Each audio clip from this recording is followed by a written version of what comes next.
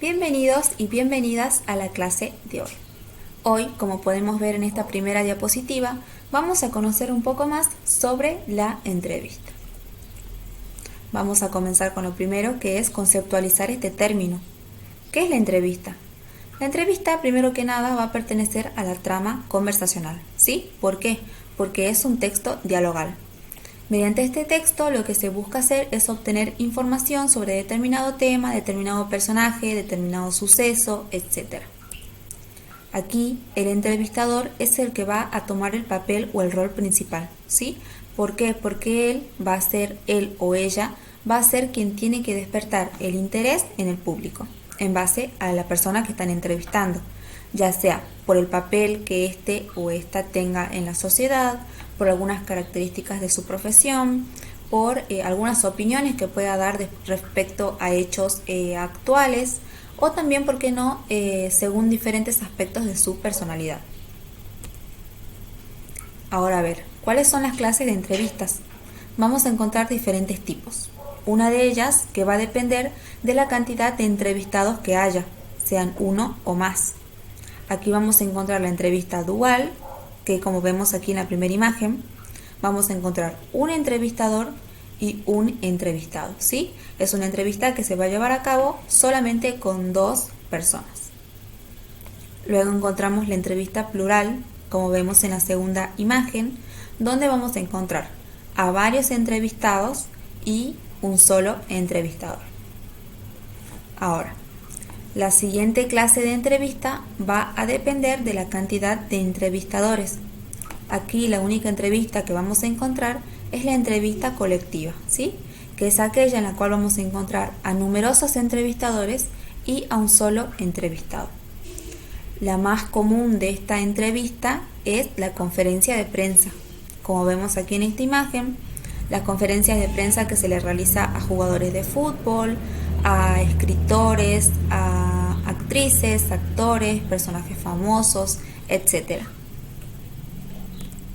Ahora, ¿cuáles son las partes de una entrevista? Que es algo muy importante, ¿sí? Para poder formular una entrevista debe contener cada una de estas partes. Primeramente vamos a encontrar el título. Vamos a ir observando la imagen y viendo cada una de sus partes. Primeramente encontramos el título, que puede ser un enunciado acerca del entrevistado o algo dicho por él. Luego tenemos la entrada o presentación, donde vamos a encontrar una breve presentación de la persona a la que estamos entrevistando, o también puede haber un adelanto de lo que él va a contar o a desarrollar en esta entrevista. Por otra parte tenemos la fotografía y el epígrafe. Estas dos pueden estar o no en una entrevista, ¿sí?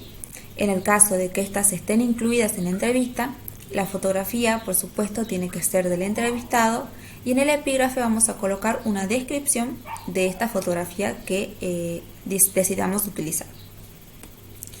Luego, en la siguiente parte encontramos lo que es el cuerpo de la entrevista, donde vamos a colocar las preguntas y las respuestas de la misma.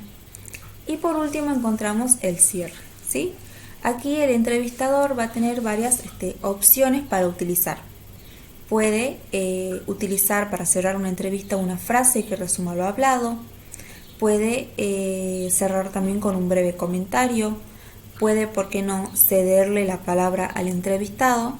O simplemente puede cerrar la entrevista agradeciendo y despidiendo al entrevistado, ¿sí?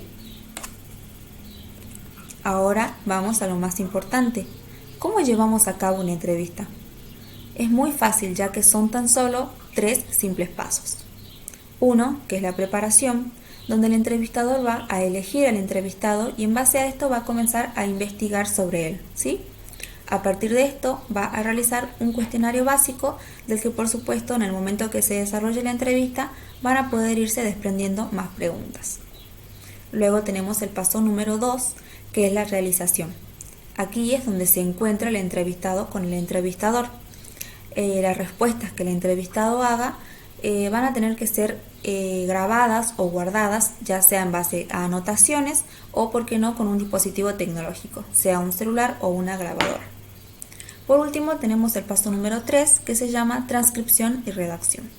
Aquí el entrevistador va a transcribir todo lo que pudo recolectar y va a dar forma, va a recoger los datos más importantes y así dar forma final a su entrevista.